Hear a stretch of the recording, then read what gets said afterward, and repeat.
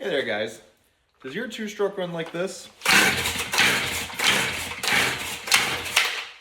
Trick question. Just don't run. Let's dig into it. So with these cheaper handheld leaf blowers, this is a BG85C. There's not a lot you can do to it without spending more money than what's really worth. The owner of this one gave me a pretty low budget on it. Things we're gonna check: engine scoring. Engine scored, we're done. 2, spark arrestor, it's just a good place to start with them. 3, fuel system. Fuel system being more than just the carburetor. We're gonna check the fuel line, we're gonna check the fuel tank, make sure the breather is working right, make sure it's holding pressure, and then check the needle in the carb. If all those things pass and this thing still isn't running, we'll rebuild the carb and go from there. The tools we'll need for this job are pretty basic. We'll need a T27 Torx bit, a needle nose pliers, a screwdriver. This is only if you need to tune the carb.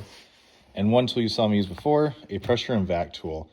If you're gonna work on your own two strokes, this is a must-have. This was like $45 at Harbor Freight. You don't need an expensive one. Buy the cheap one, they work fine.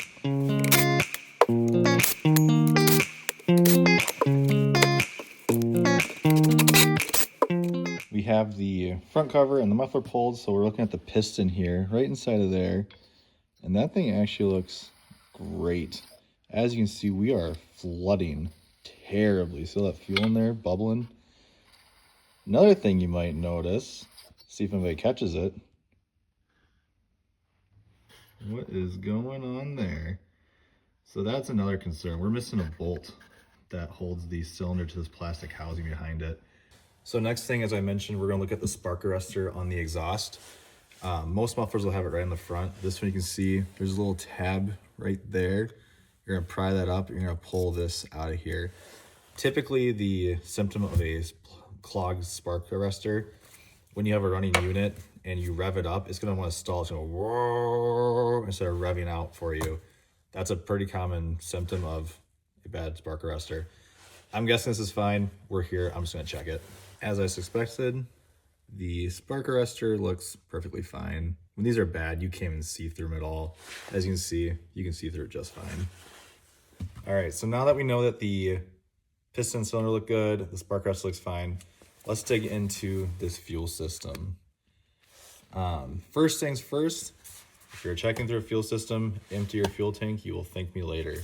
Thank you to Mr. Jordan Surrey. I have a little way to save some fuel instead of just wasting it all.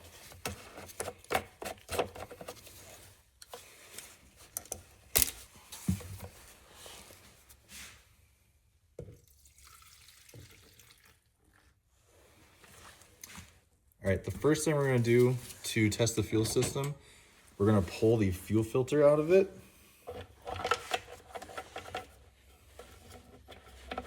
I use a hooked pick. Probably not your best idea. If you get that into your fuel line and you puncture it, you have to replace your fuel line no matter if it's good or not, or was good before you started. All right, so first thing we're gonna do, remove your fuel filter. Then we're gonna pull up our pressure and vac tool that I showed before. We're gonna put 10 PSI on this fuel line. So we're checking two things here actually. We're not just checking the fuel line. We're checking that the fuel line holds air, and we're also checking that the needle in the carb is gonna hold air, or pressure, sorry. If we have an air leak, the next test is going to be pulling the fuel line off of the carburetor and testing the fuel line independently. If the fuel line tests good, then we're onto the carburetor from there. So we're gonna pump this up to about 10 pounds. And we are holding 10 pounds of pressure. So that being said, like I said at the beginning, we are going to go ahead and pull our carburetor and most likely rebuild it. We'll check back in when I get the carb off.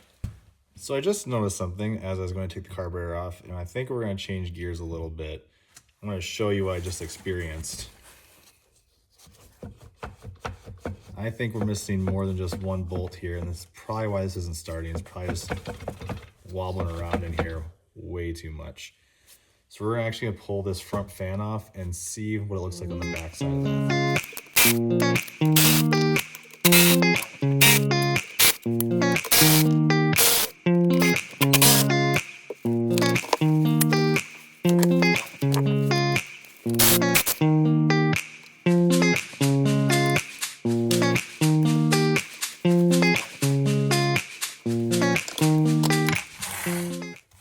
I'm not sure if you saw that or not.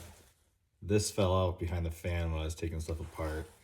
I don't have great hopes what I'm about to see. Not sure you can see that, but I think we got some stripped threads here. I have seen people run bolts through these and put nuts on the backside. We might go that route. I'll see how bad it is as we get through this thing. So since we last picked up, I have pulled this thing apart. Carb is off because the bolt that of course I had to get to was behind the carb. One of the bolts did screw back in just fine. Put a little bit of Loctite on it. That was this one. This one we had to do a little bit of work too. So I had to do some digging and find a bolt with a nut that would actually fit inside the housing. So this bolt goes through right back there, and I have a nut screwed in behind it. I can't guarantee it will hold for a lifetime. I did Loctite everything. We'll see what happens. But in good news, we can move on to the carburetor now. I started putting this thing back together and realized I skipped a step on you guys. We still need to pressure check this tank. To pressure check the tank, you do a pressure and a vacuum check on it actually. The tank should hold 10 PSI of pressure. It should not pull vacuum. Your tank vent should vent that right through as you try to pull it. First thing you gotta do is cap one side of your fuel line in this case, since there are two. Pull you guys in. So you can see right here, there's two fuel lines. One goes to your primer bulb, one goes to your inlet of your carburetor for the fuel. It does not matter which one you cap. I'm just gonna cap this one, so I think it'll be easier to get to the other one in front. Once you have that, take your pressure gauge again, shove it into the other hole, then just pump up to 10 pounds, and this will take a minute. It's a pretty big tank you're trying to fill, so. And we are holding 10 PSI. So now on the flip side, let the pressure out of it. I'll show you this one in real time. As I try to pump vacuum, you'll see that I can't do any vacuum. It's just staying at zero basically. That's what you want to see. And it should go down right away if it does build any. So that's good. So we are going to put the carb back on this and get this thing put together.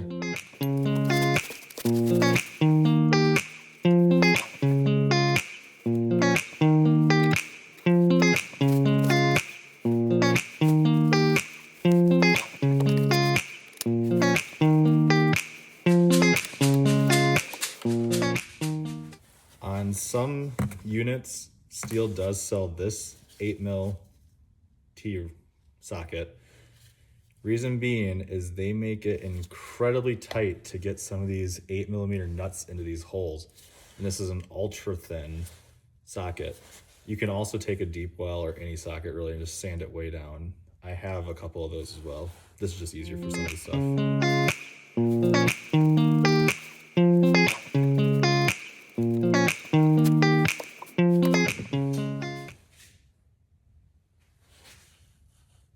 Lost a nut. Never fret, we got piles of them.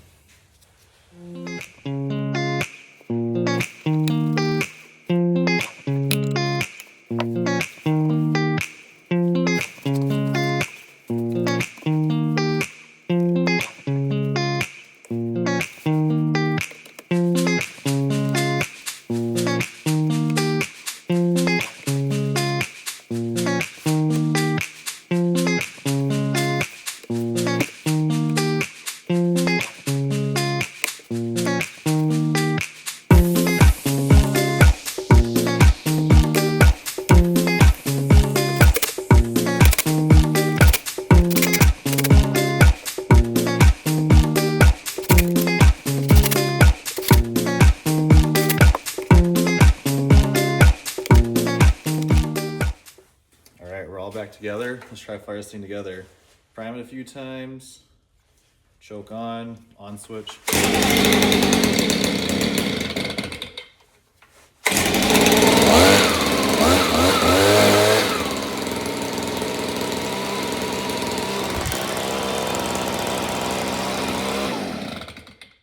When I turn that around, it blew everything off the bench behind you. But running leaf blower, that'll wrap up for today. Thanks, guys.